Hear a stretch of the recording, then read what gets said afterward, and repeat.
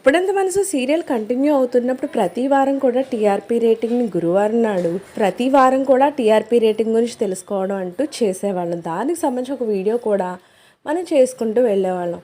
అయితే ఈ గుప్పెడంత మనసు సీరియల్ అయిపోయినప్పటికీ టీఆర్పీ రేటింగ్ మాత్రం ఏమాత్రం ఆగడం లేదు. అదేంటి సీరియల్ అయిపోతే టీఆర్పీ రేటింగ్ రావడం ఏంటి అని మీరు అనుకోవచ్చు. అయితే గుప్పెడంత మనసు సీరియల్ రీటెలికాస్ట్ అవుతుంది. సో దానికి కూడా టీఆర్పీ రేటింగ్ వస్తుందన్న సంగతి మనందరికీ తెలిసిందే. అయితే ఈ వారం గుప్పెడంత మనసు సీరియల్లో టీఆర్పీ రేటింగ్ ఏ విధంగా ఉందనేది ఇప్పుడు మనం తెలుసుకుందాం. ప్రజెంట్ రీటెలికాస్ట్ అంటే ఆల్రెడీ అందరూ చూస్తారు కాబట్టి చాలా తక్కువ మందే చూస్తారు. దానికి తోడు 5:30 అంటే చాలామందికి ఆ టైంకి చూసే అవకాశం అనేది ఉండదు. ఎందుకంటే 6 to 7 6 తర్వాతే ఎవరికైనా కొంచెం హౌస్ వైఫ్స్ కానీ ఎవరికైనా ఆఫీస్ నుంచి వచ్చే వాళ్ళకైనా అందరికీ ఫ్రీ అవుతారు. ఆ టైం నుంచి సీరియల్స్ ఎక్కువ చూస్తూ ఉంటారు.